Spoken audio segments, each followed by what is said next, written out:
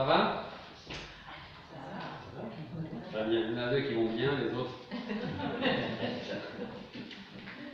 Nous allons poursuivre ce matin avec le thème du retour de Christ. Et ce que nous allons voir ce matin, c'est quelle devrait être notre attitude concernant le retour de Christ. Est-ce que nous devons rester à attendre les bras croisés? Que devons-nous faire? Donc, après avoir étudié les différents signes annonciateurs, et si vous vous souvenez, on avait établi une liste de tous ceux qui avaient prophétisé une fin du monde ou le retour du Seigneur ou toute autre chose. Et comme on a pu le constater jusqu'à aujourd'hui, eh bien, on voit que tout ça s'est tombé à l'eau, n'est-ce pas? Donc, on a vu les signes annonciateurs, nous avons répondu à la question, aux questions, quand reviendra-t-il et quelle sera alors l'attitude des hommes juste avant son retour? Et encore, ça c'était la semaine dernière, nous avons répondu à la question, comment se fera son retour? Donc tout cela, on l'a déjà vu, et vous pourrez le retrouver sur le site de l'église ou sur YouTube. Donc, une nouvelle question se pose à nous aujourd'hui. Cette question, c'est quelle doit être notre attitude vis-à-vis du retour en attendant le retour du Seigneur. Alors, on va regarder un premier passage qui se trouve en 2 Pierre, chapitre 3. 2 Pierre, chapitre 3. Et nous allons lire à partir du verset 8. Et nous lirons jusqu'au verset 14.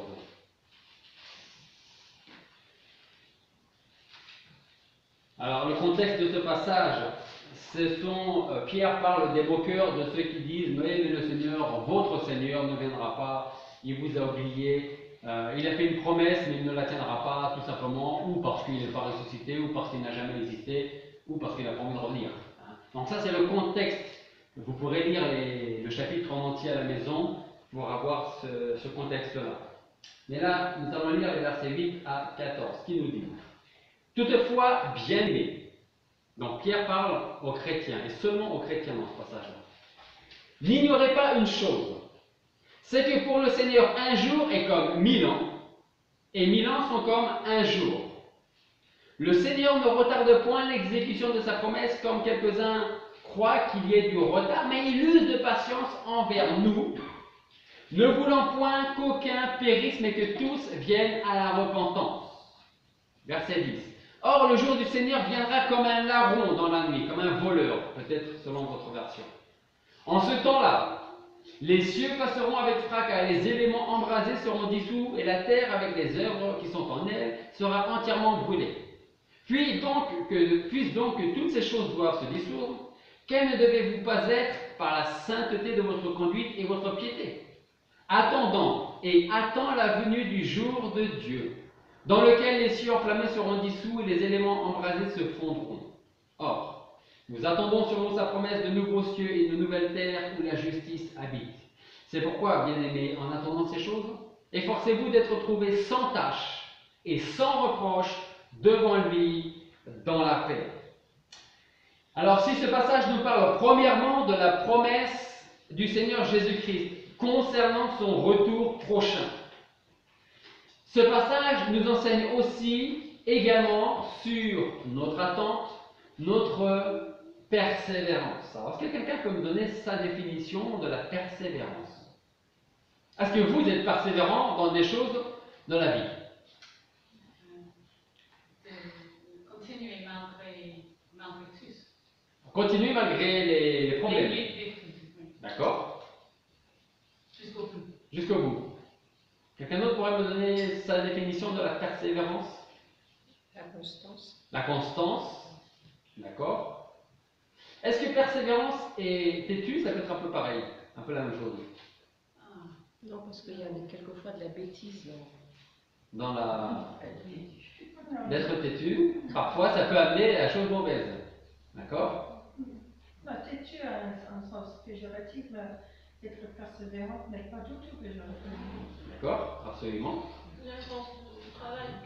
Du travail fini, achevé et pas commencer et quelques obstacles, aller jusqu'au bout. Un peu, tu rejoins un petit peu ce que Sheila a dit. Okay?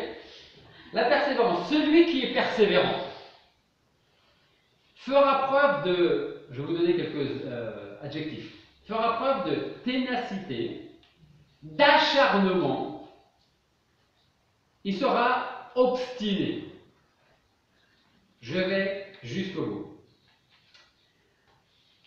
Le chrétien, par exemple, qui est persévérant, sait que lorsque le Seigneur fait une promesse, donne une promesse, celle-ci s'accomplira quoi qu'il arrive. Toujours. D'ailleurs, lorsque le Seigneur promet une chose, cette chose s'accomplit en son temps, quand le Seigneur l'a décidé, au moment, au lieu, à l'heure, et peut-être envers la personne à qui il a décidé que ça devait arriver. Sa parole, Ésaïe nous dit, ne revient jamais à lui sans avoir au préalable accompli tout ce pourquoi elle a été donnée, tout ce pourquoi elle a été envoyée. Quand Dieu décide, la chose se réalise. Et lorsque Pierre annonce, lorsqu'il dit que le Seigneur ne retarde pas l'exécution de sa promesse concernant son retour, alors nous pouvons avoir la ferme assurance qu'il ne retarde pas l'exécution de sa promesse. Bien au contraire. Que nous dit Pierre là? Il nous dit que le Seigneur viendra comme un voleur dans la nuit. C'est-à-dire certainement un moment où on ne l'attend pas justement. Si vous saviez que votre maison allait être cambriolée pendant la nuit, je ne pense pas que vous alliez dormir. Vous allez dormir, n'est-ce pas? Vous allez plutôt attendre, voire appeler la police, parce que quelqu'un va venir vous cambrioler. Et pourquoi les voleurs viennent la nuit? Parce qu'en règle générale, justement, on dort. N'est-ce pas? Et ils peuvent souvent faire ce qu'ils veulent. Surtout si vous laissez des portes ou des fenêtres ouvertes parce qu'il fait chaud dehors. Alors revenons à la question, quelle attitude devons-nous avoir en attendant son retour concernant notre persévérance? Premièrement, donc avant de répondre à cette question, nous avons besoin de savoir ce que nous pensons vraiment du retour de Christ. Le premier point, c'est se tenir prêt. Qui est prêt, vraiment prêt, à avoir de ses yeux le Seigneur arriver maintenant, aujourd'hui? On peut se poser la question. Non, cette question nous amène à une autre question, c'est-à-dire, que pensons-nous vraiment du retour de Christ? Je vais m'expliquer quand je pose cette question. Ce que je veux dire par là, c'est que si au fond de nous, nous sommes persuadés que le Seigneur ne reviendra pas de toute manière avant au moins 30 ou 40 ans, notre attitude ne sera pas la même que si on se dit peut-être que le Seigneur va revenir aujourd'hui. Et pour illustrer ça, j'ai une autre illustration. Si vous êtes en pleine forme, en pleine santé, aucun problème de santé, de maladie, vous n'allez pas vous inquiéter du jour où vous allez vous retrouver devant le Seigneur, n'est-ce pas? Par contre, si vous êtes atteint d'une maladie incurable et que vraiment on vous dit il ne vous reste plus que quelques semaines à vivre, eh bien, vous n'aurez plus la même attitude. Et vous allez vous préparer. On va se préparer parce qu'on sait très bien que, vu mon état de santé, vu la maladie incurable, on a fait tout ce qu'il fallait et je ne guéris pas, il ne me reste que quelques semaines à vivre. On va se préparer, croyez-moi, et je n'ai pas besoin de vous convaincre pour cela, je pense, pour se retrouver face à face avec notre Créateur. C'est donc parce que nous ne connaissons pas la date de la seconde venue de Christ, comme on a pu le voir, comme on l'a étudié, ni le jour où nous allons quitter ce monde, que nous devons nous tenir prêts ou à quitter ce monde dans l'heure qui suit, ou à voir le Seigneur venir dans l'heure qui suit. Regardez un passage avec moi en Matthieu, chapitre 24, verset 44. Matthieu, chapitre 24, verset 44.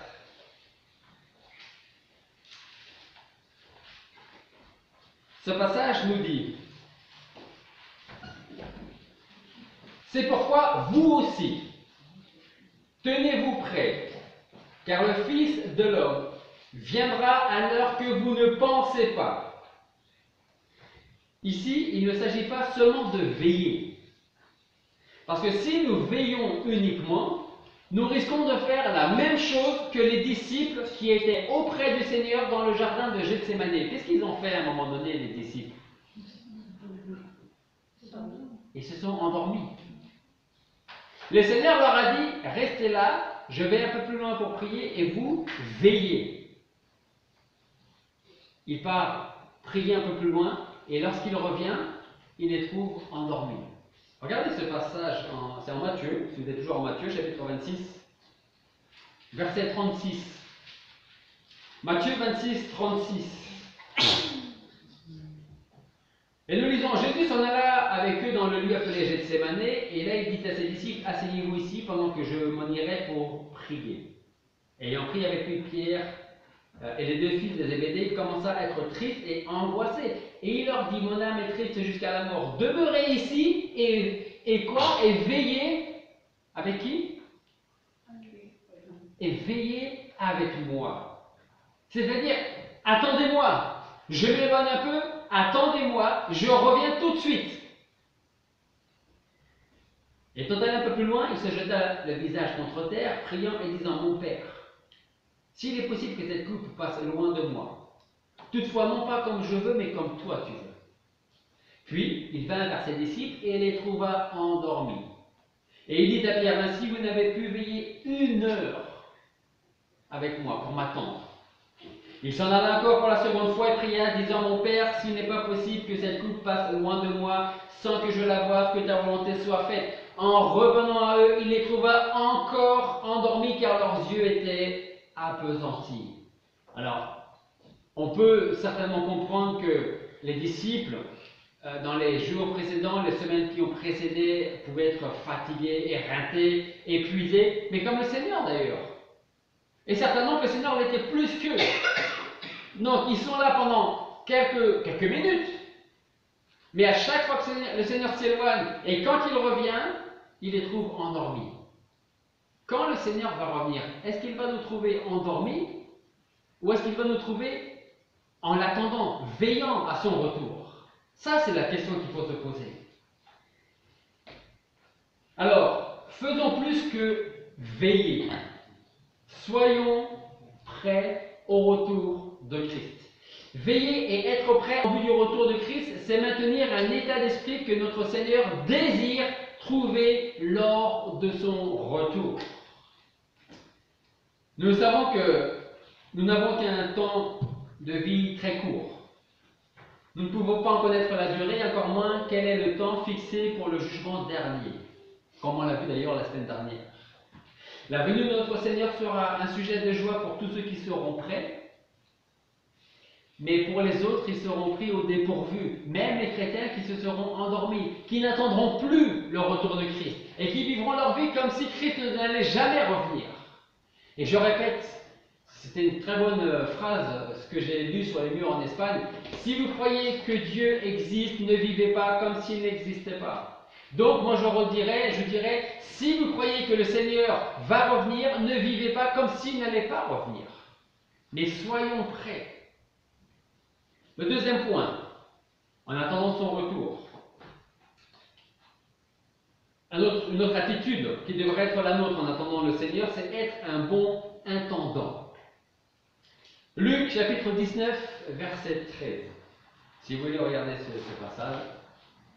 Luc chapitre 19, verset 13. Et nous lisons. Ayant appelé 10 de ses serviteurs, il leur donna 10 marques d'argent et il leur dit, faites-les valoir jusqu'à ce que je revienne. Tous ceux qui sont appelés à Christ sont pourvus des dons nécessaires à leur travail pour le Seigneur. Tous ne seront pas pasteurs, tous ne seront pas diacres, tous ne seront pas enseignants, mais tous auront un travail à faire pour le Seigneur. Et ce travail, vous pourrez le faire parce que Dieu vous a donné les dons, les qualités pour faire ce travail qu'il veut que vous fassiez. Que vous faites peut-être même. Et peut-être que vous dites, oui, mais je ne sais pas encore ce qu'il faut faire. Eh bien, vous connaissez vos points forts et vous connaissez vos points faibles.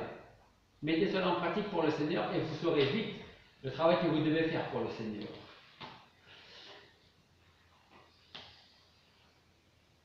chapitre 4, verset 10. Alors, je vais vous lire deux versets. Vous pouvez les chercher si vous le souhaitez, mais sinon, écoutez-les. 1 Pierre 4, 10 nous dit que chacun emploie le don selon qu'il a reçu au service des autres, comme de bons dispensateurs des diverses grâces de Dieu. Donc, vous dites que je ne sais pas comment je peux servir à l'Église, mais là, on a un exemple, comment servir à les autres.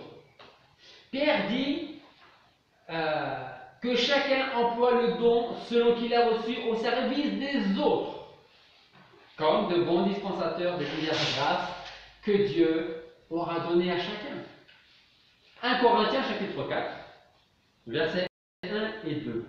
C'est un petit peu le même contexte. 1 Corinthiens 4, versets 1 et 2 nous dit que tout homme donc nous considère comme les ministres de Christ et administrateurs des mystères de Dieu. De plus, il est exigé des administrateurs que chaque homme soit trouvé fidèle. Moi, mon désir pour chacun d'entre vous, c'est que le Seigneur, lorsqu'il va revenir ou chercher les siens, ou revenir vous chercher vous ou moi, il puisse nous trouver là, à la place où on doit être, et pas à une autre. Mais il y a des choses qui pourraient nous empêcher d'être de bons intendants. L'indifférence, par exemple. L'indifférence concernant le retour de Christ. L'indifférence, c'est l'état d'une personne qui n'exprime ni intérêt, ni amour, ni crainte, ni peur. Autrement dit, qui ne s'intéresse à rien, ou en tout cas, pas aux choses, mais simplement à lui. Et à ces petites choses à lui, ou à elle.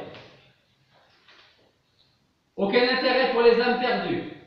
Aucun amour pour ceux qui sont sur le chemin de la perdition. Aucune crainte de Dieu, ni aucune peur du jugement de Dieu. Mais l'indifférence peut aussi nous tenir éloignés de la seconde venue de Christ. Il reviendra quand il reviendra. Je sais qu'il va revenir, mais je ne m'attarde pas là-dessus. Mais si on ne s'attarde pas là-dessus, ça ne veut pas dire qu'il faut forcément y penser à chaque minute de notre vie. Mais si on n'y pense pas du tout, alors on va vivre sans attendre le retour de Christ. Ça veut dire qu'on va nous être aussi endormis lorsque le Seigneur va revenir.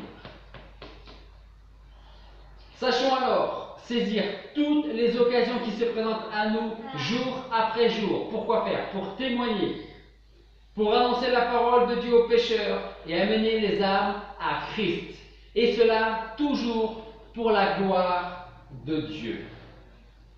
Et j'ai aussi envie de dire pour notre, entre guillemets, satisfaction personnelle, dans le bon sens du terme. Parce qu'on a fait ce que le Seigneur attend de nous, c'est-à-dire aller à travers le monde, voir votre voisin, vos proches, vos collègues de travail et amenez-les à Christ.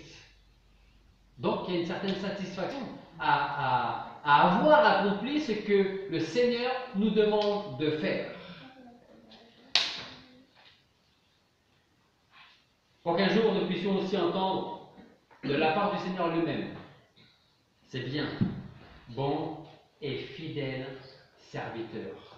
Tu as été fidèle en peu de choses, je t'établirai sur beaucoup. Entre dans la joie de ton Seigneur. Ça, c'est Matthieu, chapitre 25, verset 23.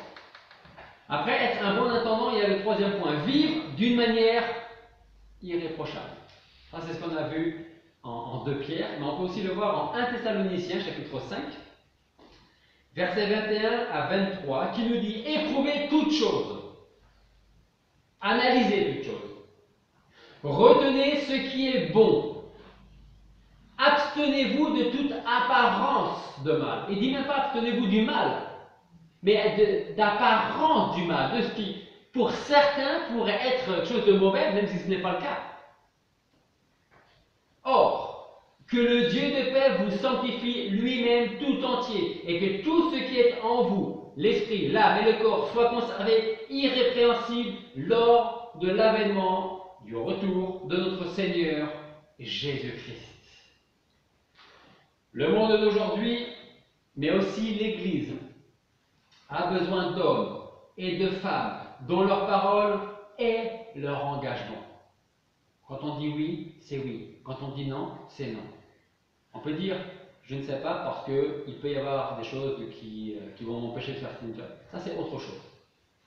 Mais que nous dit la Bible? Que votre oui soit oui, que votre non soit non.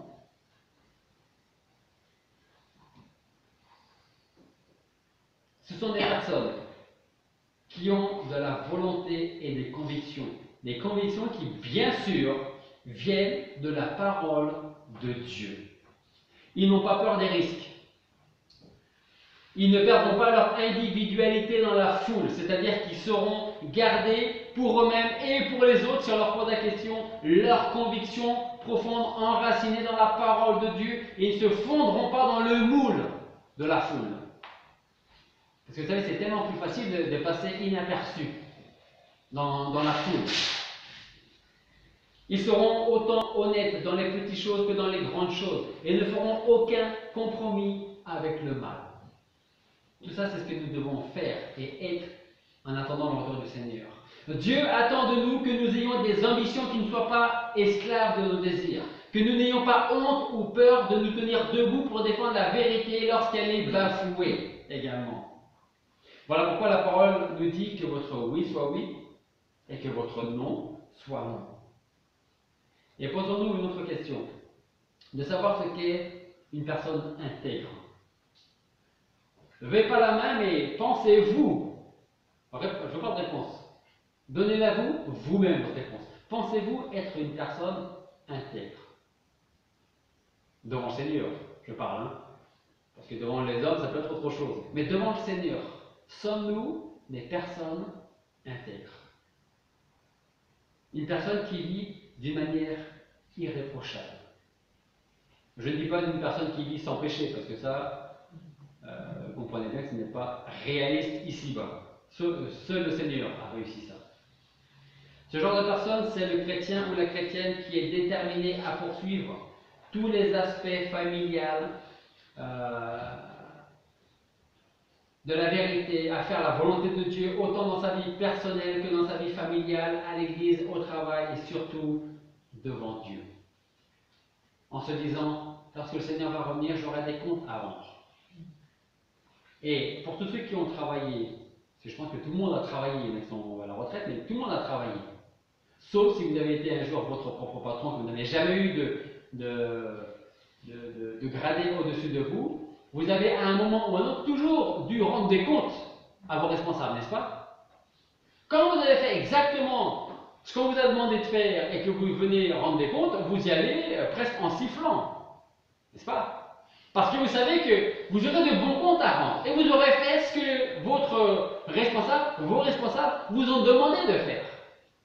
Mais si vous devez rendre des comptes et que vous n'avez pas fait la moitié de ce qu'on attendait de vous, vous allez peut-être y aller un peu en reculant, mais vous serez de toute manière obligé d'aller rendre des comptes à vos responsables. Pour le Seigneur, ce sera pareil. Vous avez envie d'y aller le cœur léger ou le cœur lourd parce que vous savez que vous n'avez pas fait tout ce qu'il fallait faire.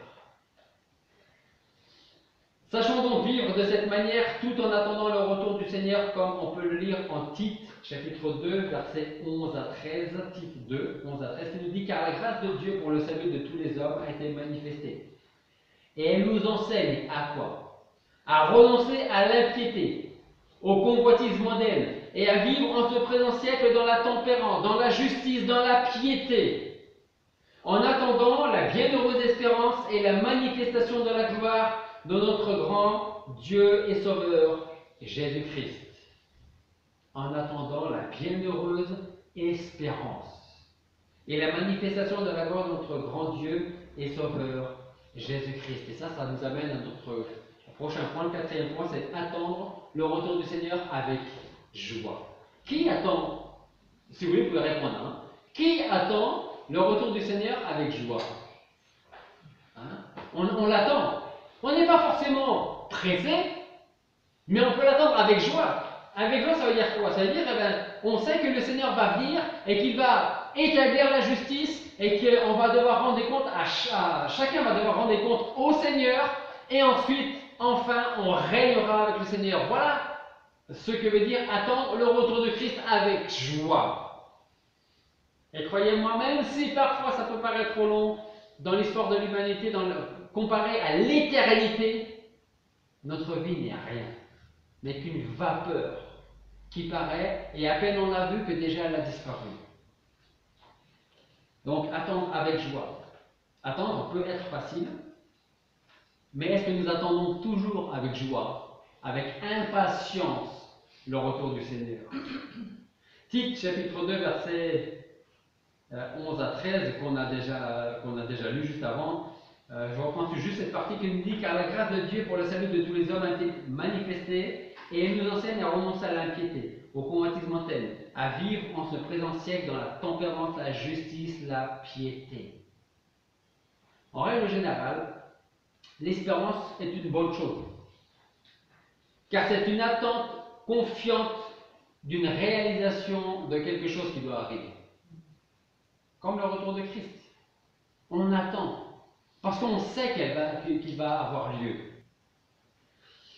Mais lisez bien les paroles de Paul. Il dit: en attendant la bienheureuse espérance.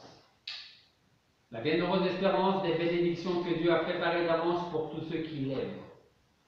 En Éphésiens chapitre 1, les 3 premiers versets, nous lisons: Paul, apôtre de Jésus-Christ, par la volonté de Dieu, aux saints et fidèles en Jésus-Christ, qui sont à Éphèse, la grâce et la paix vous soient données de la part de notre Père et du Seigneur Jésus-Christ. Béni soit Dieu, le Père de notre Seigneur Jésus-Christ, qui nous a bénis de toutes sortes de bénédictions spirituelles dans les lieux célestes par Christ.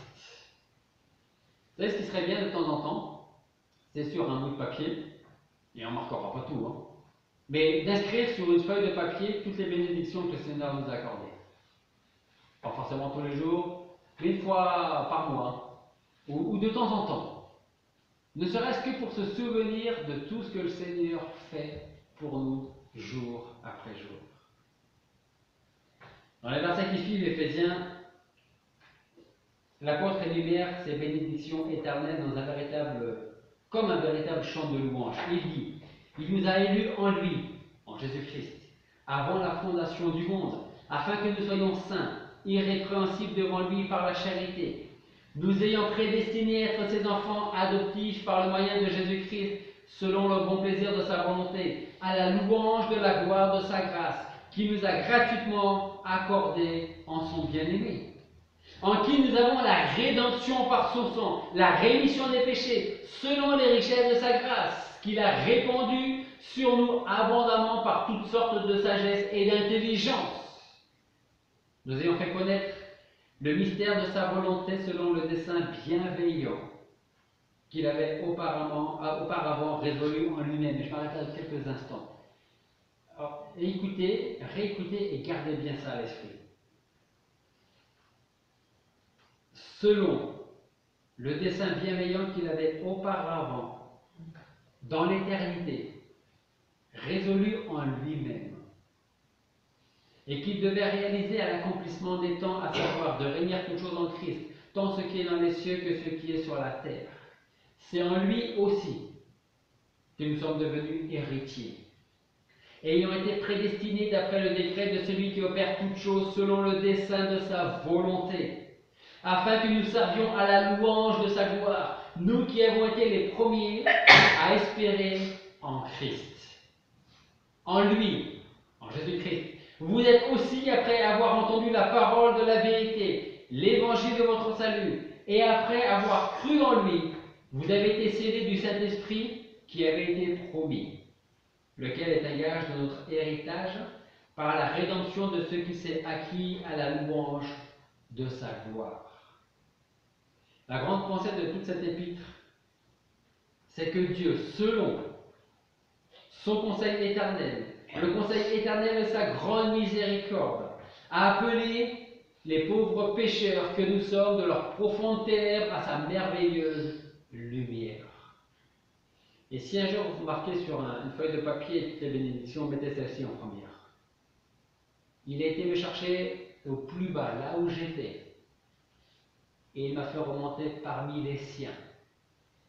Je suis même plus précieux que les anges du ciel aux yeux de Dieu. Il nous a appelés aussi à sa communion, à sa grâce. Sachons donc attendre avec joie le retour du Seigneur. Soyons persévérants, quelles que soient les épreuves, les difficultés que nous allons rencontrer, sachant que le Seigneur est au bout de ces épreuves, de ces difficultés.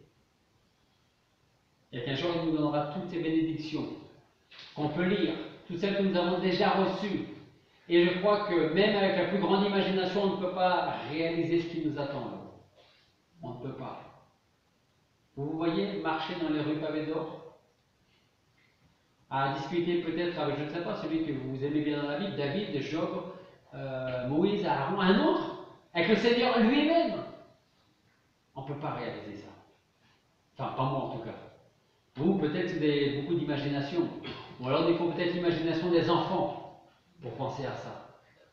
Mais un peu recevoir, penser à tout ce qui nous attend là-haut, quand il viendra nous chercher.